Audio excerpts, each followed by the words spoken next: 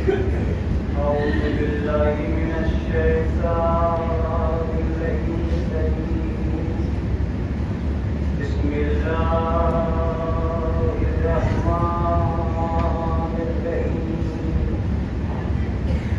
الحمد لله رب العالمين، والصلاة والسلام على أهل بيته الطيبين الطاهرين المعصومين المظلومين المنتجبين المنتخبين. أما بعد، فقد قال الله تعالى وتبارك في كتابه المحكم وخطابه المتقن وقوله أحسن. بسم الله الرحمن الرحيم. والعصر إن الإنسان لفي خسر إلا الذين آمنوا وعملوا الصالحات. صلوات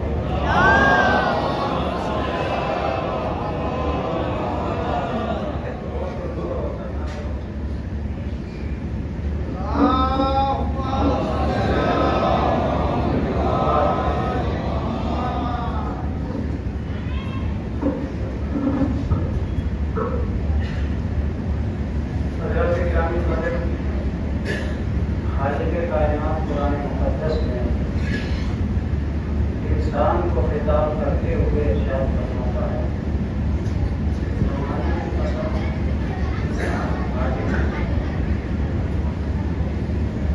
البتہ جو لوگ صاحبان ایمان ہیں اور جن لوگوں نے عمل صالح انجام دیا ہے، وہ لوگ گھاٹے میں نہیں۔ یہ اربعین امام حسین علیہ السلام ہے، اور ہم اور آپ اپنی عقیدتوں کے خزانے لے کر اپنے مقدس مولا کی بارگاہ میں موجود ہیں، اور یہ تاریخ اپنی اہمیت کی اپنے آپ مالک ہے۔ اس وقت پوری دنیا میں امام حسین علیہ السلام کا غم منایا جا رہا ہے، اور یہ ساری دنیا میں حیرت ہے کہ ایک انسان کی یاد اتنے دلوں میں کیسے بچے۔ عزیزوں، میں چاہتا ہوں کہ تھوڑی بہت 10-15 منٹ اپنی آیت پہ بھی تبصرہ کروں، تاکہ آج کے اس دن کا مقصد بھی ادا ہو۔ زمانے کی قسم کھا کے پروردگار نے یہ کہا کہ انسان گھاٹے میں ہے۔ اب ظاہر سی بات ہے، دنیا کا کوئی بھی آدمی ہو، کتنی طاقت لگا لے، وہ یہ کہہ ہی نہیں سکتا کہ میں فائدے میں۔ اس لیے کہ جب اللہ نے کہہ دیا کہ انسان گھاٹے میں ہے تو گھاٹے میں ہے۔ وہ کون سا گھاٹا ہے یہ آپ سوچیں اور آپ کا ذہن سوچے، لیکن اللہ تو کہہ چکا کہ انسان گھاٹے میں ہے۔ گھاٹا قائم ہے انسان ہونے میں، کسی اور چیز میں نہیں۔ اللہ نے لفظ انسان کی عزت بچا دی یہ کہہ کر کہ اگر تم انسان ہو کر صاحب ایمان ہو گئے تب گھاٹے میں نہیں۔ اگر انسان ہو کر صاحب ایمان ہو گئے تب گھاٹے میں نہیں ہو، اور اگر صاحب ایمان پہ بات رک جاتی تو میں بھی مجلس کو تمام کر دیتا، لیکن اللہ نے کہا کہ انسان ہونا لازمی ہے، اس کے بعد صاحب ایمان ہونا لازمی ہے، اور صاحب ایمان ہونے کے بعد آپ کو عمل صالح کرنا ضروری ہے۔ اب اس آیت کو ذرا یوں پڑھ لیجیے، انسان، ایمان، عمل صالح، عمل صالح، ایمان، انسان۔ اب دوبارہ سمجھیں، وہ انسان نہیں جس کے پاس ایمان نہیں، وہ ایمان ایمان نہیں جس کے پاس عمل نہیں، وہ انسان انسان نہیں جس کے پاس ایمان نہیں، وہ ایمان ایمان نہیں جس کے پاس عمل نہیں۔ اب اسے دوبارہ پڑھیے، وہ عمل بیکار ہے جو ایمان کے بغیر ہو، وہ ایمان بیکار ہے جو انسان کے بغیر ہو۔ سلامت کو حضرت محمد علیہ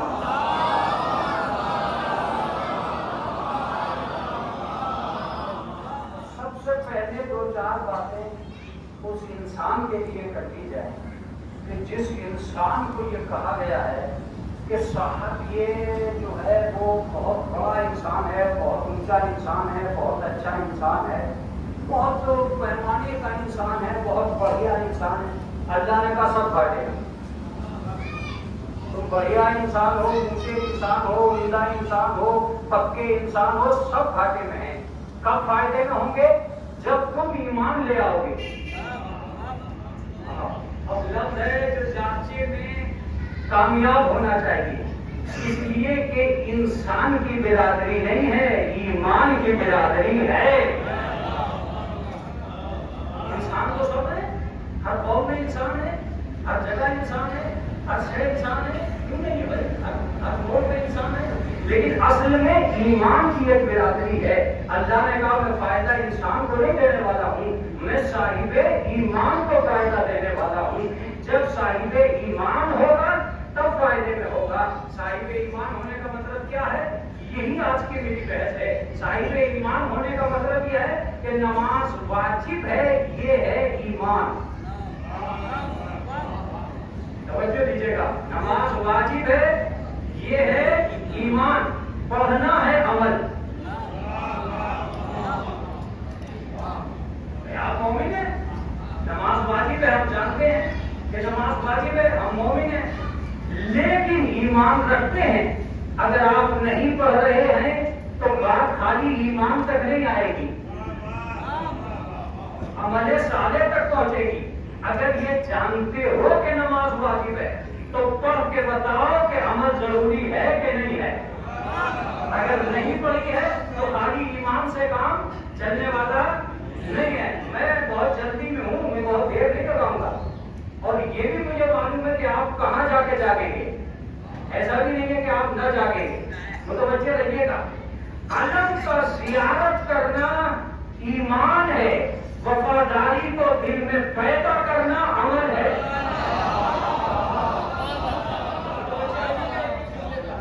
وفاداری کو عمل میں پیدا کرنا ایک عمل ہے۔ مجلس میں آنا ایمان ہے، سمجھ کے جانا عمل ہے۔ توجہ دیجیے گا، تعزیے کو چھونا ایمان ہے، اس پہ صبر کا اکتفا کرنا، صبر کا افادہ کرنا یہ عمل ہے۔ کہیں ایسا تو نہیں ہے کہ ہم خالی ایمان پہ جی رہے ہوں، عمل تک پہنچ ہی نہیں پا رہے ہوں۔ اس لیے پروردگار عالم نے ایک بندے سے کہا کہ نہ خالی انسان ہونے سے کام چلے گا، نہ خالی ایمان ہونے سے کام چلے گا، بلکہ عمل صالح سے کام چلے گا۔ کیوں بھائی؟ عمل صالح کیا ہے صاحب؟ عمل صالح کسے کہتے ہیں؟ عمل صالح نام ہے ایمان کے ثبوت کا۔ جس نے ایمان کا ثبوت نہیں دیا وہ عمل صالح کا ثبوت نہیں دے سکتا۔ چلیے پھر واپس پر جائیے، مولانا انسان کو اللہ نے گھاٹے میں کیوں بتایا؟ پروردگار نے انسان کو گھاٹے میں کیوں بتایا؟ اس لیے بتایا کہ آدمی انسان بن کر جتنی ترقی کرے گا وہ اس کی خود کی ترقی ہوگی، ایمان سے جتنی ترقی کرے گا وہ خدا کی ترقی ہوگی۔ آدمی خود کی جو ترقی کرے گا وہ اور ہوگی، جو خدا اسے ترقی دے گا وہ اور ہوگا۔ اب لفظ سنیے گا، خود کی نگاہوں میں اونچا ہونا اور ہے، خدا کی نگاہوں میں اونچا ہونا اور ہے۔ اللہ نے کہا اِنَّا خَلَقْنَا الْإِنسَانَ فِي أَحْسَنِ تَقْوِيمٍ، ہم نے انسان کو بہترین سے بہترین بنایا۔ وَلَقَدْ كَرَّمْنَا بَنِي آدَمَ، ہم نے آدمی کے سر پہ تاج کرامت رکھا ہے۔ اس کا مطلب یہ کہ انسان کو جتنا اچھا بنایا گیا ہے اتنا اچھا کسی مخلوق میں کسی کو بنایا نہیں گیا ہے۔ متوجہ ہیں آپ؟ کسی مخلوق میں کہیں بھی انسان سے اونچی کوئی مخلوق پیدا نہیں کی گئی ہے، بلکہ میں ایک لفظ اور کہتا ہوں، جب میں نے لوگوں سے پوچھا کہ کیا چیز انسان کے اندر خوبصورت ہے، تو کوئی طے نہ کر سکا کہ کسی ایک چیز کو خوبصورتی کہتے ہیں۔ کسی نے کہا آنکھیں خوبصورت ہیں، کسی نے کہا رخسار خوبصورت ہیں، کسی نے کہا لب خوبصورت ہے، کسی نے کہا بال خوبصورت ہے۔ اس کا مطلب یہ ہے کہ جس میں انسانی میں اللہ نے ایک چیز کو خوبصورت نہیں بنایا ہے، ہر چیز کو خوبصورت بنایا۔ ورنہ کہنے والے کہتے کہ بھئی یہ تو آنکھیں خوبصورت ہے، یہ تو ناک خوبصورت ہے۔ نہیں، ایک چیز کو خوبصورتی نہ بتانا، اس کا بہترین ثبوت ہے کہ ایک چیز خوبصورت نہیں ہے بلکہ ہر چیز خوبصورت ہے۔ بس یہی کمال تھا پروردگار عالم کا کہ جب ہم نے تمہیں بنایا تو اتنا خوبصورت بنایا ہے۔ متوجہ رہیے کہ آج کی مجلس پر بات آ رہی ہے، ہم کائے سے بنے؟ مٹی سے۔ ہم کائے سے بنے؟ پانی سے۔ ہم کائے سے بنے؟ نجس پانی سے۔ پروردگار کہتا ہے کہ جنہیں مٹی سے بنایا ہے جب وہ اتنے خوبصورت ہیں، تو جنہیں نور سے بنایا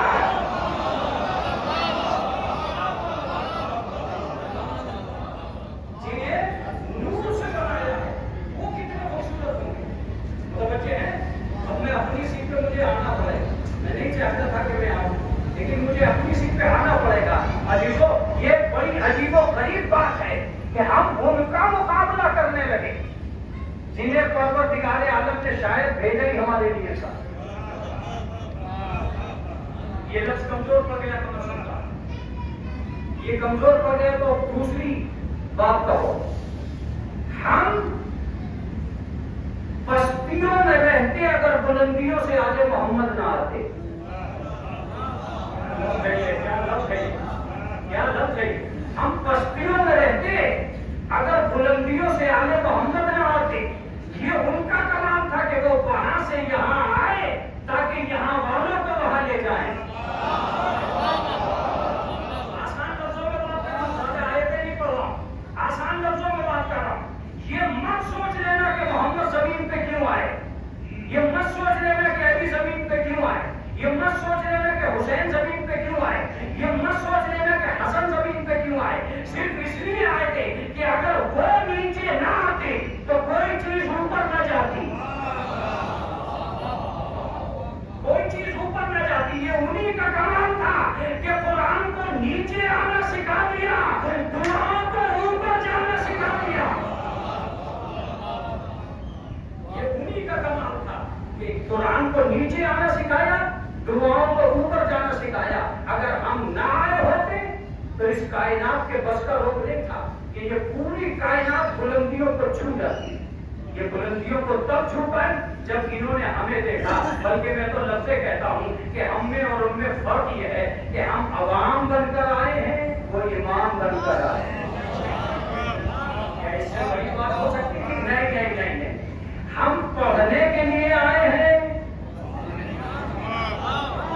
ابھی تو آپ لوگ جانتے ہیں، وہ پڑھانے کے لیے آئے ہیں، یہ بہت دور تک پہنچے گی بات۔ ہم سجنے کے لیے آئے ہیں،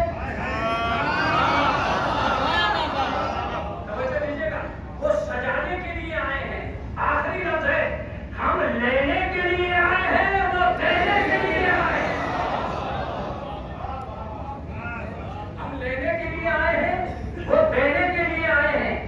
ہم یہاں آ کر پڑھتے ہیں، وہ وہیں سے پڑھ کر آتے ہیں۔ اس کا مطلب پڑھنے والے اور ہیں، پڑھانے والے اور ہیں۔ اس کا مطلب یہ کہ پڑھنے والے اور ہیں، پڑھانے والے اور ہیں۔ ہم ان کا مقابلہ اس لیے نہیں کر سکتے ہیں کہ انہیں پروردگار عالم نے ہماری ہدایت کے لیے بھیجا، ہمارے لیے بھیجا تھا۔ کوئی آدمی دنیا کا زمین سے اٹھ کر آسمان پہ جا نہیں سکتا تھا، بلندیوں کو چھو نہیں سکتا تھا اگر اہل بیت آ گئے۔ اب ایک لفظ سنیے، یہ کیسے پتا چلے گا کہ اس کے دل میں اہل بیت آ گئے، اس کے دل میں اہل بیت آ گئے؟ میں سب کی تو بات نہیں کروں گا، مگر ایک آقا حسین کی بات کروں۔ اب اسے خاموش ہو کے سنیے، آقا حسین کی بات کروں گا۔ یہ کب پتا چلے گا؟ 10 سالوں میں اور 20 سالوں میں کہ اس کے دل میں حسین ہے اور اس کے دل میں حسین نہیں۔ جبکہ ہم یہ دیکھتے ہیں کہ 50 سال کا عزادار جب لڑا تو گالی ہی دی۔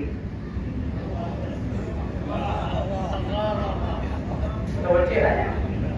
جب آدمی 50 سال کا آزادار جب لڑا تو گالی دے رہا تھا. اس کا مطلب یہ ہے کہ ان 50 سالوں میں آزاداری نے اس کا کچھ نہیں کیا. اس 50 سالوں میں آزاداری نے اس کا بات کڑوی ضرور ہے اور نہ ہی کوئی خطیب اتنے بڑے مجمع کو دیکھ کر ان باتوں کو پڑھے گا, لیکن میں پڑھ رہا ہوں. اس کا مطلب یہ ہوا کہ آزاداروں کا آپس میں لڑنا, بغض و حسد, اناد اور کینہ, دوسرے کو نیچا دکھلانا, اس بات کا بہترین ثبوت ہے کہ آزادار بننا اور ہے, دیندار بننا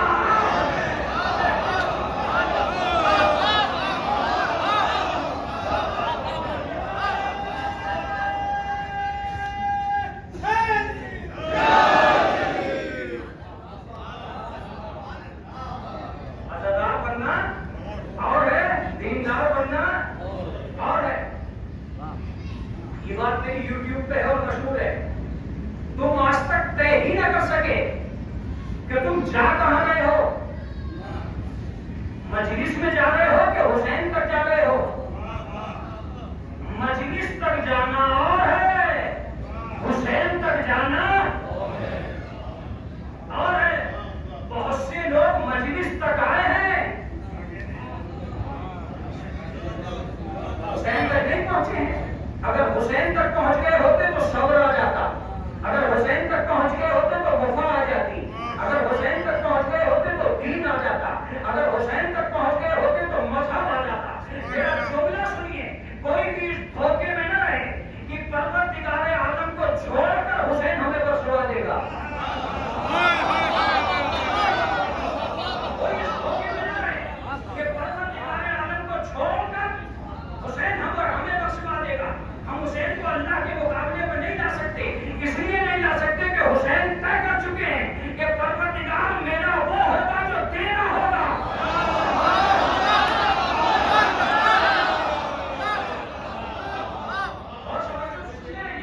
پروردگار میرا وہ ہوگا جو تیرا ہوگا, اور اللہ بھی طے کر چکا ہے حسین میرا وہ ہوگا جو تیرا.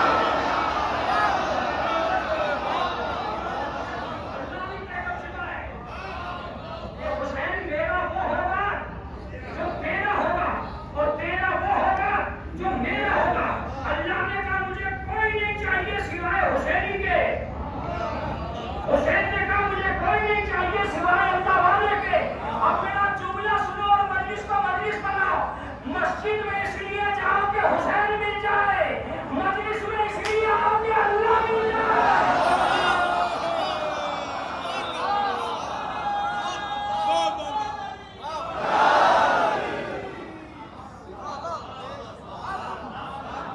یہ دھوکہ ہے آپ کی نظروں کا, یہ دھوکہ ہے آپ کی نظروں کا کہ آپ یہ سوچ رہے ہیں کہ بے دین ہو کر, لامذہب ہو کر, بد اخلاق ہو کر, بد کردار ہو کر, حسین کا ماتم کر کے میں امام حسین کو خوش کر لوں گا اللہ کو ناراض کر کے. اللہ کو ناراض کر کے یہ آپ کا دھوکہ ہے. خدا کی قسم, ایک لفظ سنو اور بات کو تمام کر لو. اگر حسین کو بے نمازی چاہیے ہوتے تو یزید سے بڑا لشکر ہوتا.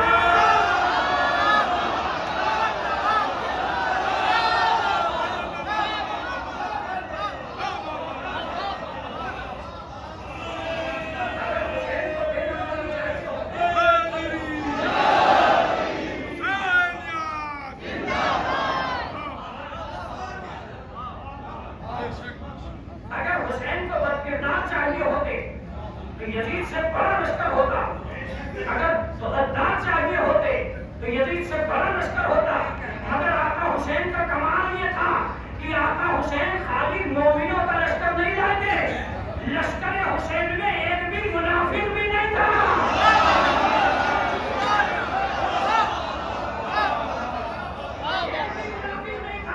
یہی تو حسین کے لشکر کا کمال ہے کہ ایک بھی منافق نہیں تھا. رسول کے لشکر میں منافق تھے, علی کے لشکر میں منافق تھے, حسن کے لشکر میں منافق تھے, مگر حسین کے لشکر میں کوئی منافق نہیں تھا. یہی وجہ تھی کہ ان کے لشکروں سے سارے بھاگے, اس کے لشکر سے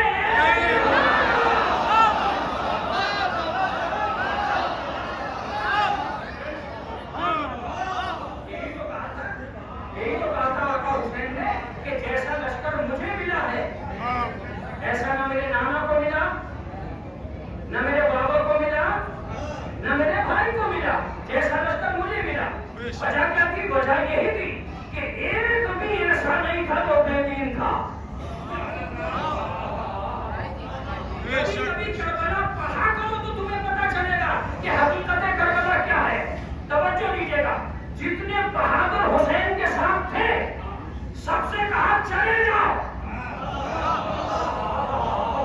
میں چپ ہو جاؤں گا اس جملے کے بعد. سب سے کہا چلے جاؤ. جو کوفے میں ایک دین کا ذمہ دار تھا اسے خط لکھ کے کہا چلے جاؤ.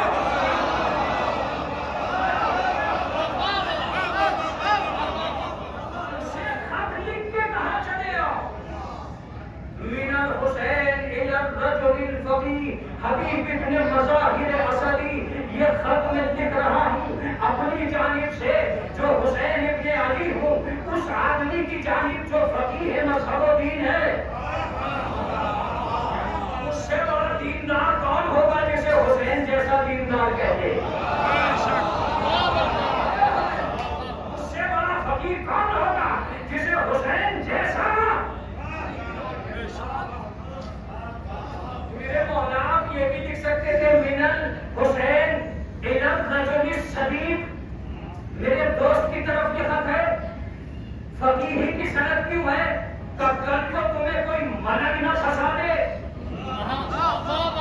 کہ عزاداری میں کسی مرجع کی کیا ضرورت ہے, کسی فقیہ کی کیا ضرورت ہے. میں اپنی زندگی میں فقیہ کو بلا کے کہہ رہا ہوں جب کربلا بغیر فقیہ کے نہیں ہے تو عزاداری بغیر فقیہ کے کیسے ہے. سنو گے یا نہیں سنو گے؟ میں تو آج اتنا جانتا ہوں کہ 52 ملکوں میں کوئی مرجع نہیں تھا, کوئی نہیں بولا. ایک ملک میں مرجع تھا اور بولا.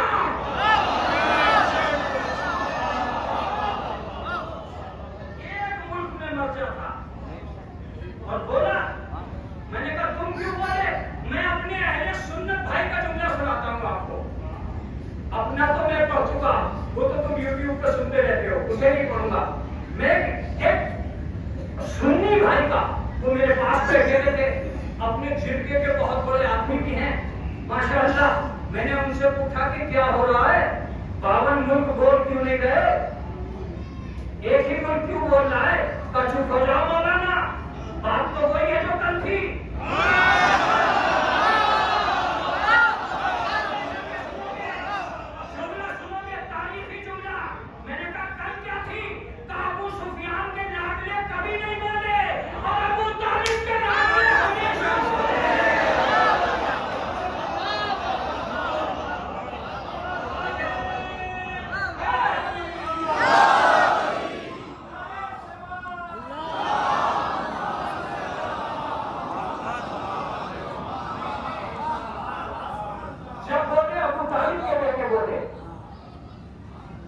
میں نے ایک جملہ روایت میں لکھا ہے, میں آپ سنا دوں آپ کو.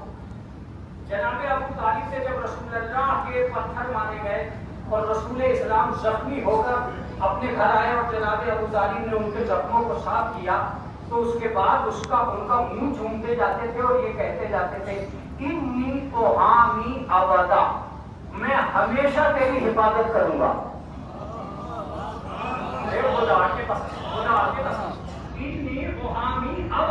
میں ہمیشہ تیری حفاظت کروں گا. میں نے کہا ابو طالب آپ جیے گے نہیں تو حفاظت کیسے کریں گے؟ کل تو نہیں جانتا ہے. جب میں نے وعدہ کر لیا ہے تو اب قیامت آ جائے گی, میری حفاظت نہیں ہٹے گی.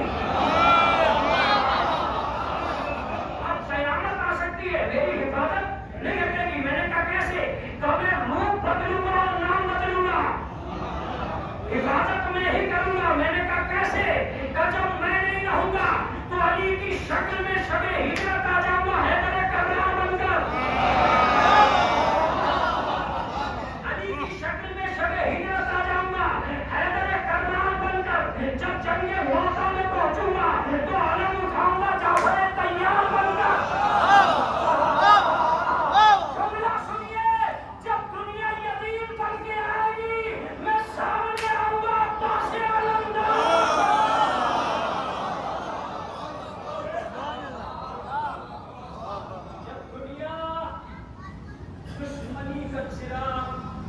بہت زیادہ بلند کر دے گی تو میں روح بدل دوں گا اور عباس علمدار بن جاؤں. تو میں آپ سے کیا عرض کر رہا تھا؟ میں آپ سے یہ عرض کر رہا تھا کہ یہ جو بھی کچھ ہو رہا ہے یہ دین کے نام پہ ہو رہا ہے, بے دینی کے نام پہ نہیں ہو رہا. اس کا بے دینی سے کوئی رشتہ نہیں ہے. ایک لفظ ایک آدمی جو مجلس میں آ رہا ہے کس لیے آ رہا ہے؟ کہ اسے ثواب ملے. یہی ہے. یہ اس کو ثواب صبح کی نماز میں کیوں نظر نہیں آیا؟ کیوں نظر نہیں آیا؟ کیا وجہ تھی؟ میں وجہ بتاتا ہوں. وجہ کیا ہے؟ یہی نقصان ہے عزاداری کا جو آج ہمارے سامنے آ رہا ہے. ایک بچہ جم گیا اور جم جانے کے بعد اس نے کہا کہ اب میں علم اٹھاؤں گا. کسی کے ماموں نے تھوسا کھایا ہے تو مجھے علم اٹھانے سے روک دے. میں نے کہا میرے لال تو شجاعت کی بنیاد پر علم کا اٹھا رہا ہے مگر کیا تو عباس کو صرف علمدار مانتا ہے وفادار نہیں مانتا؟ وہ عباس کو صرف علمدار مانتا ہے وفادار نہیں مانتا. یہ بتا کہ باسموں کے بل پہ تو علمدار تو بنا ہے, تو دین کا وفادار کب بنے گا؟ دین کا وفادار کب بنے گا؟ کیا کہنا چاہتے ہو مولانا؟ میں نے کہا آج میں جان سے بھی اس بات کو اچھی طرح سمجھاؤں گا. تم جانتے ہی نہیں ہو کل جب آدمی علم اٹھاتا تھا اور چچا حفاظت حسین سے یہ پوچھا جاتا تھا کہ تم شام وقت پکی نماز کیوں پڑھتے ہو؟ کبھی تمہاری صبح کی نماز بھی قضا نہیں ہوتی تو ہمیں شاندار علم اٹھانا ہوتا ہے مولانا.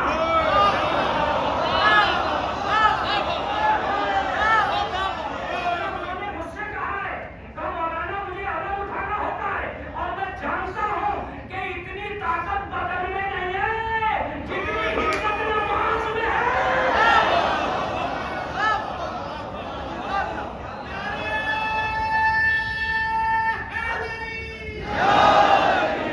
آدمی صرف اس لیے نماز پڑھا کرتا تھا کہ اسے سال بھر میں علمدار بننا ہے. آج تم اس لیے نہیں پڑھتے ہو کہ تمہیں علمدار بننا ہے. علم اٹھاؤ پیر نوزنے سے بچ جائیں گے. نماز پڑھو اور میں تو کہتا ہوں کہ مجلس میں آؤ عزاداری تمہیں علمدار بنائے گی. مصلی پہ جاؤ عبادت تمہیں وفادار بنائے گی. کیا جملہ ہے یہ خدا کی قسم.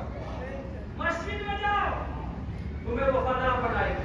خدا کی قسم ان کا کوئی رشتہ کسی دور کے غلط آدمی سے رہا ہی نہیں. میں ایک جملہ سنانا چاہتا ہوں. 7 ہو گئی جو کچھ ہونا تھا وہ بھی ہو چکا. اب ایک جملہ سنیے آپ. ایک دن 5 آدمی گھر سے باہر نکلے. میں نے ان سے پوچھا کہاں جا رہا ہو؟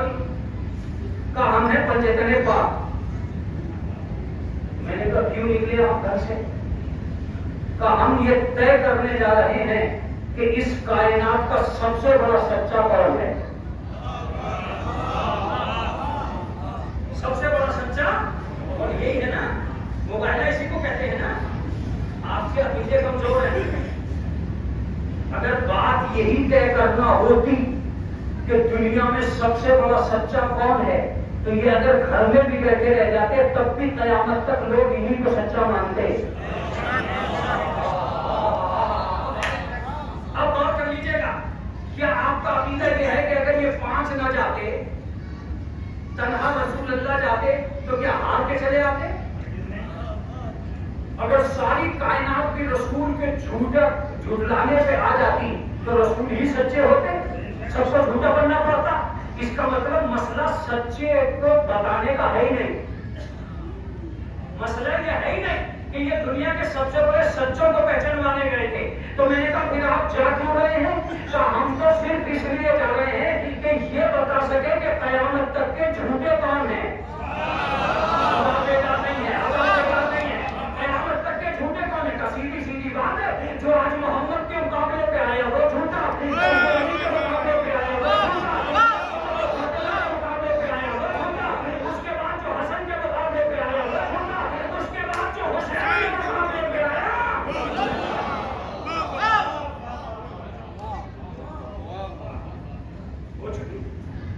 ہو چکا. اب سنیے جناب فاطمہ زہرا نے کہا کہ آج کے بعد پوسٹر پہ چھاپتے یہ بات کہ جب آج کے جھوٹوں کو ہم گلے نہیں لگا ہے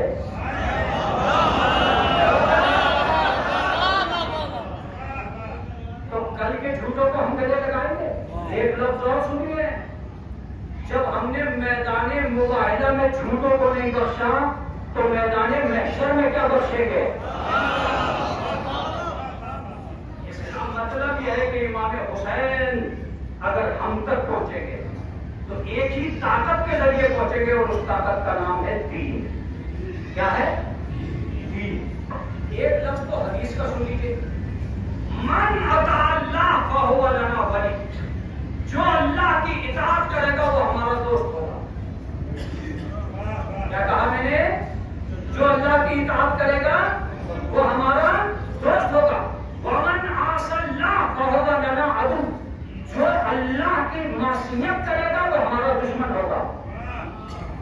میں تو مجھے تو پتا تھا کہ حدیث سن کے سب آپ چپ رہ جائیں گے، کوئی نہیں بولے گا۔ حسین کی حدیث ہے یہ، آقا حسین کے جملے ہیں یہ کہ تم اللہ کو چھوڑ کر لا تنالوا ولایتنا الا بالعمل والبراء، ہماری ولایت کو حاصل نہیں کیا جا سکتا سوائے عمل کے۔ ہماری ولایت کو حاصل نہیں کیا جا سکتا سوائے عمل کے۔ میں ساری باتیں تو نہیں کر سکتا تفصیل سے، لیکن ایک آدمی تھا ہارون، جانتے ہو نا؟ چلو زبیدہ سے پہچان دو، اب تو پہچان گئے۔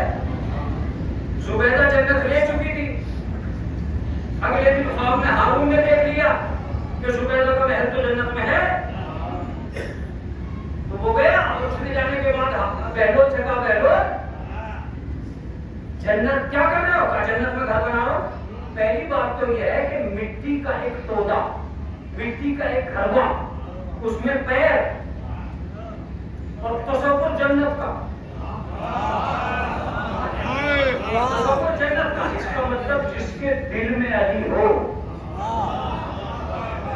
اس کے پاس یقیناً جنت ہے، اور خود ہی جنتی نہیں ہے، جسے چاہے جنتی بنا دے،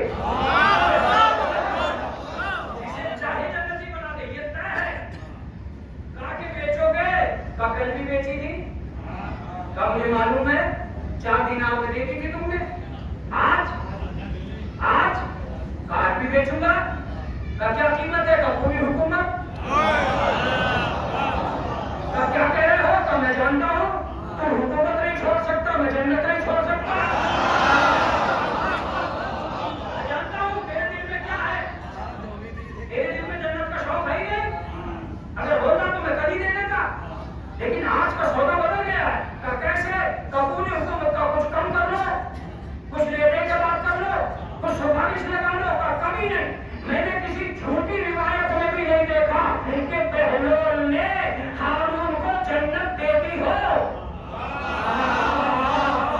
توجہ دیجیے گا، جب بہلول جیسا غلام کسی غلط آدمی کو جنت نہیں دے سکتا تو علی جیسا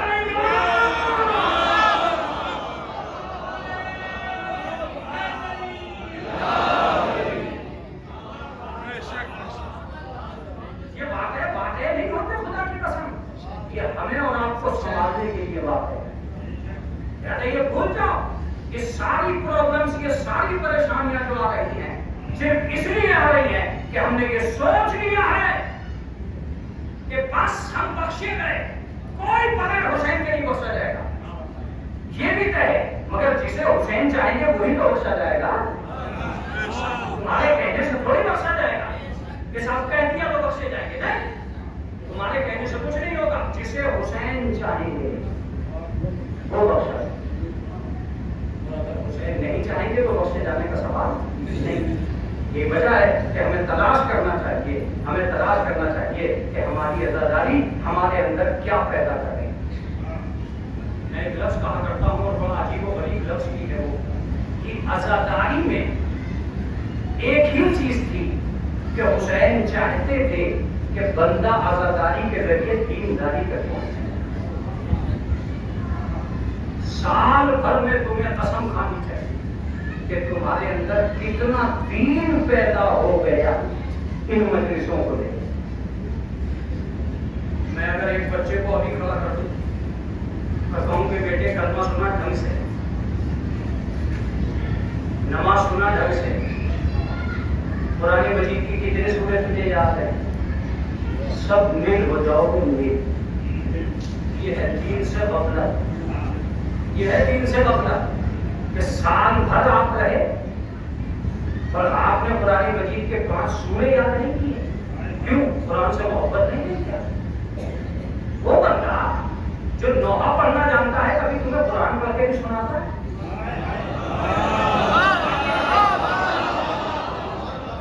سوچو تھوڑی سی دیر کے لیے کہ وقت کہاں آ گیا ہے.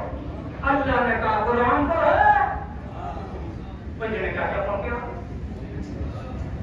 اگر یہ پابندی لگا دی گئی کہ جو کلمہ صحیح پڑھے گا اسی کو تبرک ملے گا تو گھٹڑیوں سے بچت ہو جائے گی. اس کا مطلب ادادار ہونا اور ہے، دیندار ہونا. بہت ساری چیزیں ہیں اس میدان میں، بہت ساری چیزیں. میں ایک لفظ اور کہنا چاہتا ہوں اپنی قوم کے ان لوگوں سے جو اداداری کر رہے ہیں، انہیں مانگنے کا عادی مت بناؤ.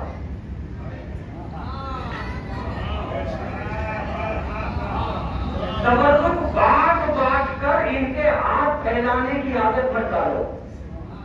خدا کی قسم اگر انہوں نے کھانا شروع کر دیا تو کس کس کا کھا جائیں گے؟ کیا کیا کھا جائیں گے تمہیں پتا بھی نہیں چلے گا. لہذا تبرک کو تمیز کے ساتھ بانٹو اور ایسے بانٹو کہ جب تمہیں معلوم ہے کہ مجھے 500 ہی آدمیوں کو تبرک دینا ہے تو 500 آدمیوں کو تبرک ایک جگہ رکھو، چاہے وہ 1 منٹ میں کیوں نہ ختم ہو جائے. ہو جائے تو ہو جائے. تم تو تبرک لائے تھے، خلوص کا تبرک لائے تھے، تم نے رکھ دیا، ہٹ گیا، بس ختم ہو گئی بات. مگر بھیڑ کیوں لگا رہے ہو؟ پیر کچلنے کی عادت کیوں ڈال رہے ہو؟ ایک دوسرے سے آگے بڑھنے کی عادت کیوں ڈال رہے ہو؟ ان کے ہاتھ کیوں پھیلوا رہے ہو؟ مومنوں کا ہاتھ پھیلنا اچھی بات نہیں ہے. تم 4 بوتل لائے ہو، 4 خلوص سے رکھ دو. تم 8 بسکٹ کے پیکٹ لائے ہو، 8 خلوص سے رکھ دو. ان کا احترام کرو اور میں تمہیں یقین دلاؤں 80 کلومیٹر تک بھوکے پیاسے چلنے والوں میں کہیں تم نے بھیڑ رکھ کے مانگتے دیکھا ہے؟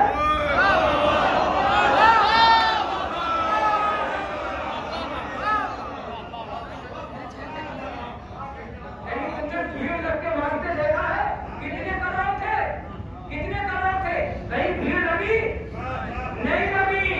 اس لیے کہ رشتے داروں کو بانٹنا اور ہے، اداداروں کو بانٹنا.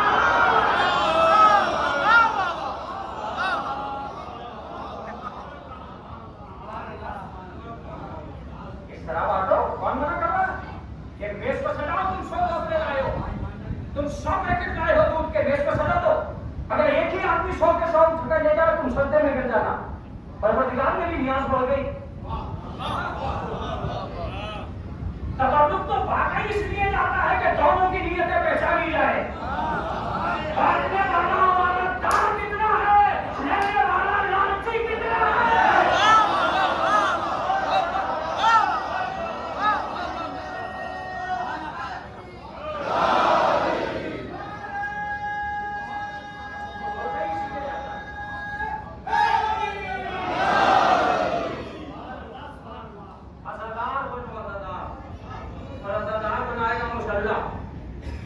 ایک آدمی جب صبح کی نماز نہیں پڑھتا ہے شام تک اس کو فرشتے لعنت کرنے کے لیے اللہ معین کر دیتا ہے کہ اس پہ لعنت بھیج دو شام تک.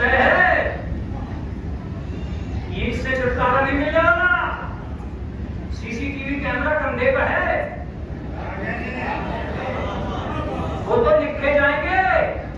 اور کمال کی بات یہ کہ خالی کرنے پہ نہیں لکھتے، سوچنے پہ بھی لکھ لیتے ہیں.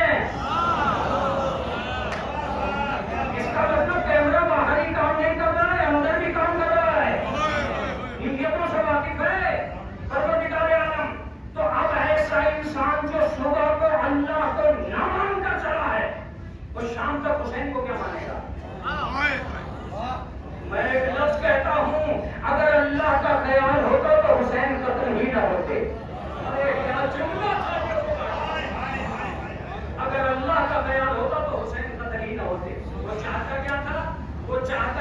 کہ جو میری من مرضی کرے وہ میں کروں اور اسے حسین یہ کہہ دے کہ یہی دین ہے. میں شراب پیوں اور مسلمان رہوں, میں جوا کھیلوں اور مسلمان رہوں, میں بندروں سے کھیلوں اور مسلمان رہوں. حسین نے کہا یہ نہیں ہو سکتا, یہ نہیں ہو سکتا. قیامت تک کا نمرود ابراہیم کو اپنا رشتہ دار نہیں بنا سکتا. قیامت تک کا فرعون موسیٰ کو خوش نہیں کر سکتا. موسیٰ سادے کپڑوں میں بھی فرعون کی حکومت کا انکار کر دے گا. میں سادے کپڑوں میں یزید تیری حکومت کا انکار کرتا ہوں, اور اس لیے کرتا ہوں کہ کل کسی کو تو خیال آئے گا کہ طبیعت کا نام شریعت نہیں ہے, شریعت کا نام طبیعت. ایک آدمی رسول اللہ سے باتیں کر رہا تھا اور باتیں کرتے کرتے کہتا ہے کہ یا رسول اللہ ایمان کا سب سے بلند پایا کیا ہے؟ کا نماز کا یہ نہیں, روزہ کا یہ نہیں, حج کا یہ نہیں, خمس کا یہ نہیں ہے. تو کہا پھر کیا ہے؟ کہا کہ ان تحب الرجل فی اللہ وتبغض فی اللہ. جب بندہ اللہ کی محبت کے بارے میں کام کرنے لگے گا, ہر کام اللہ کی محبت کرنے لگے گا اور ہر کام اللہ کے بغض کو مد نظر رکھتے ہوئے کرے گا کہ میں یہ کام نہیں کروں گا, یہ کام کروں گا اللہ کی محبت کی وجہ سے. کہ یا رسول اللہ ایسے تو لوگ نہیں مل سکتے. اب جملہ ہے جو ذاکری کا ہے, کہا کہ لا یذهبن بک المذاہب حسب الرجل. سنو, مذہب لوگوں کے مطابق نہیں چلے گا, لوگ مذہب کے مطابق چلے گا. یاد رکھو عزیزو, تمہیں دین کے راستے سے ملے گا, شریعت کے راستے سے ملے گی. جب تم نماز پڑھ کے امام حسین کا ماتم کرو گے, اب تمہارے ثواب دارین کی انتہا ملے. یہ جو تم آج میرے سامنے بیٹھے ہو اس میں تمہاری طاقت کی نہیں مانتا. ایک جملہ سنو جو چھٹے امام کا ہے کہ اِنَّا قَتْلَ الْحُسَيْنِ حَرَارَةٌ فِي قُلُوبِ الْمُؤْمِنِينَ لَا تَبْرِدُ أَبَدًا. مومنین کے دلوں میں قتل حسین ایک ایسی حرارت ہے جو قیامت تک خاموش نہیں ہو سکتی.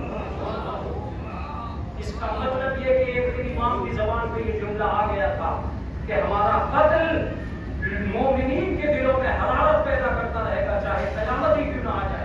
یہ وہی مجمع ہے, یہ اسی حرارت کا تقاضا ہے. ایک دن میرے امام نے کہا تھا کہ میرے مہمان آئیں گے چہلم میں, آج تک کروڑوں کا مجمع آ رہا. یہ میرے امام کا جملہ ہے, یہ امام کی طاقت ہے. تم نے صبح کی مجلس میں حیدر مولوی صاحب نے چونکہ یہ مجلس آغا مولانا قبلو کعبہ مدین جارچوی کو کرنا تھی, یہ ان کا احسان ہے کہ انہوں نے اپنا نمبر مجھے دے دیا, ورنہ میراث کوئی کسی کو دیتا نہیں.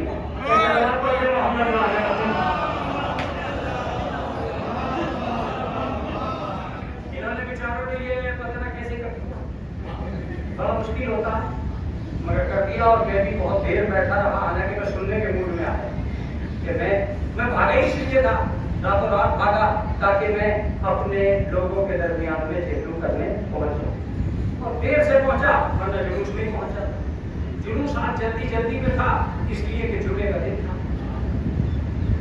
لیکن عزیزو, اگر تم جھیلوں کرنے آئے تو حیدر مولوی نے جو جملہ کہا تھا وہی جملہ ہونے کے لیے کافی کہ تم اپنے عزیزوں کا جھیلوں نہیں 40 دن کے اندر کر رہے تھے. لیکن جب جناب زینب سے جناب سید سجاد نے جو جملہ کیونکہ اماں ہمیں آزاد کر دیا. آج 15 اگست کا دن ہے, آزادی کا دن منا رہے نا, کیونکہ اماں ہمیں آزاد کر دیا گیا. جناب زینب کے منہ سے جو جملہ آیا وہ کہ بیٹا 1 سال 1 مہینہ 11 دن ہو گئے میں اپنے بھائی کا چہرہ نہ کر سکی.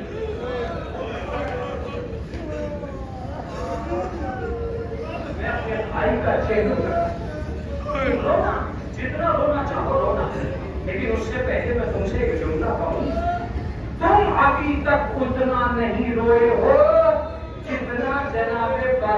قتل حسین سے پہلے ہو چکی، جتنا جناب زینب بعد میں ہوئی ہے۔ جانتے ہو میں آج کل اب آزاداروں سے یہ جملے کہہ رہا ہوں کہ پہلے تو تم یہ دیکھو کہ اہل بیت نے تمہارے اوپر کتنا بھروسہ کیا۔ جاننا چاہتے ہو تو جانو، سید سجاد کہتے ہیں کہ اگر تمہاری آنکھوں میں صرف پانی آ گیا تو ہم محشر میں اس کا اجر دلوائے بنا تمہیں آگے نہیں بڑھنے دیں گے۔ دوسرا جملہ، اگر تمہارے آنسو رخساروں پہ آ گئے تو ہم جنت میں اپنے ساتھ رہنے کی دعا پروردگار سے کریں گے۔ اور تیسرا جملہ چھٹے امام کا کہ میرے جگ پہ رونے والا کبھی گھٹ گھٹ کے نہ رونا، اس لیے کہ ہمارے اجداد کو توبہ کے مارا ہے۔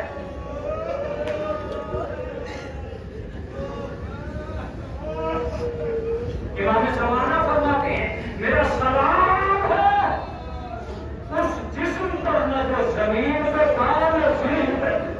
مولا فرماتے ہیں کہ میرا سلام ہے اس جسم پر جسے پر کرتی ہے۔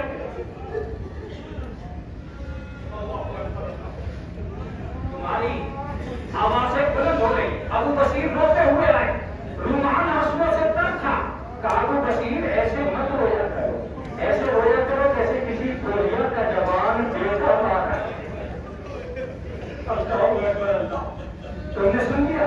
اب امام حسین کا جملہ سنو، اے میرے عزادارو تمہارے آنسو میرے زخموں کا مرہم ہے۔ جتنا تڑپ کے رونا چاہنا اتنا تڑپنا۔ یہ بات طے ہے کہ چوپال میں ہونے والی یہ مجلس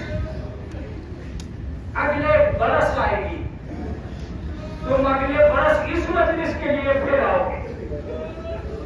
اپنے مولا کو الوداع نہ کہو، ہمیشہ اپنے مولا کے پاس رہنا، مگر اتنا ضرور کہنا کہ مولا ہمارے پاس کچھ نہیں ہے، کچھ نہیں ہے۔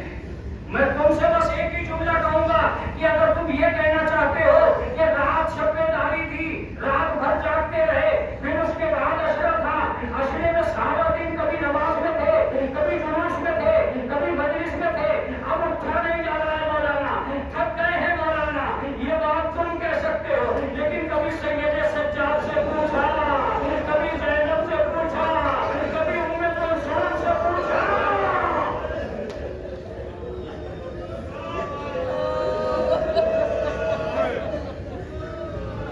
کبھی ام کلثوم سے پوچھا کہ کب تھکی؟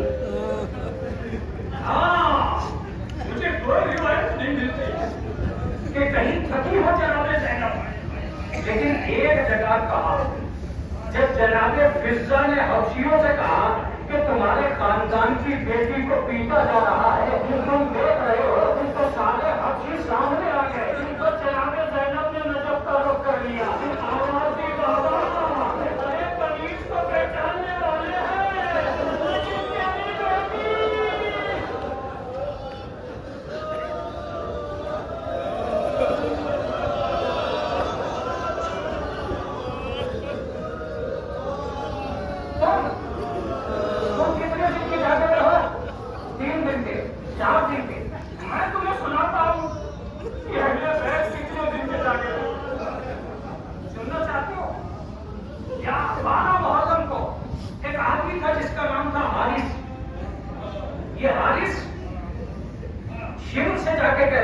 کہ میں ابن زیاد کے پاس جا رہا ہوں اور جا کے انعام دوں گا، اگر تم شیعہ ہو تو اس کے بعد چہرم تمام ہو جائے گا، اگر تم نے سن لیا۔ حالانکہ میں چہرم کی بھی ایک روایت پڑھوں گا اور اس کے بعد تمام، متوجہ رہیے گا اور بہت توجہ سے سنیے گا۔ حارث کہتا ہے کہ میں ابن زیاد کے پاس جا رہا ہوں، شمر کہتا ہے کسی کو بھی انعام جب تک نہیں ملے گا جب تک وہ اپنے کام نہیں بنوائے گا۔ تم نے کسی کو مارا ہے، تم نے کسی کو کھینچا ہے، تم نے کسی کی چادر اتاری ہے، تم نے کوئی خیمہ جلایا ہے، تم نے کسی کا قتل کیا ہے، تم نے کوئی سر نیزے کو اٹھایا ہے، جب تم نے کوئی کام ہی نہیں کیا تو تجھے انعام کس بات کا ملے گا؟ بس وہ کہتا ہے کہ ہاں میں تو انعام سے محروم رہ گیا۔ تم سن رہے ہو؟ ہاں میں تو انعام سے محروم رہ گیا، اور یہ کہہ کے زمین پر لوٹنے لگا کہ اب مجھے انعام کیسے ملے گا؟ شمر کہتا ہے کھڑا ہو جا، ابھی بھی انعام باقی ہے۔ کیا ہے؟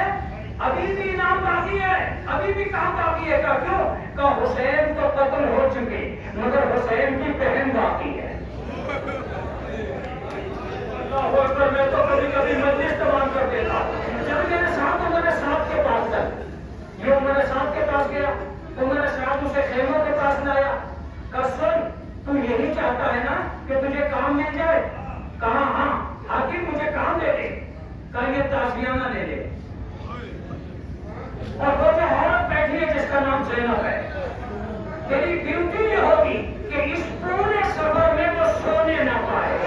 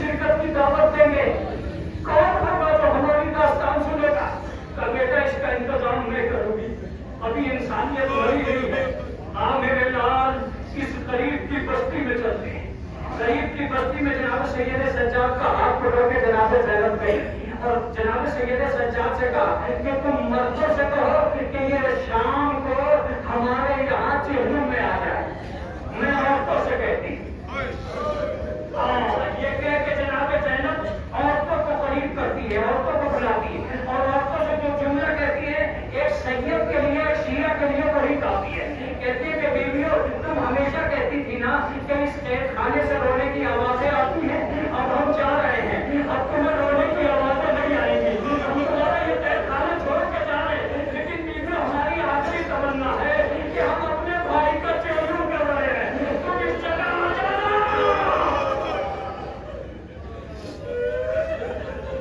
शाम हो गई, शाम हो गई, मर्दों ने जनाब सैयद सज्जाद के सामने थे, जनाब सैयद सज्जाद दास्तान वसाइल बयान कर रहे थे और कैद खाने में औरतें इकट्ठा हो गई, मजलिस होने लगी, जनाब ज़ैनब बयान करने लगी।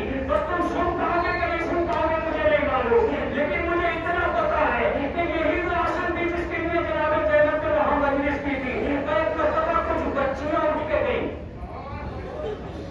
जनाब ज़ैनब ने उन बच्चियों से कहा, बच्चियों तुम क्या ढूंढ रही हो, क्या तलाश कर रही हो? जब हम स्कूल जाया करते थे तो इस कैद खाने के दरवाजे पर ये 4 महीने की बच्ची बैठी रहती थी। अब बच्ची नजर नहीं आ रही है, तो जनाब छोटी सी लड़की जिस पर बहुत बड़ी थी, चादर फैली थी, ये मेरी सकीना है, ये मेरी सकीना है, इसका ख्याल रखना, इसे देखना, उसे अंधेरे से डर लगता है, ओए सकीना।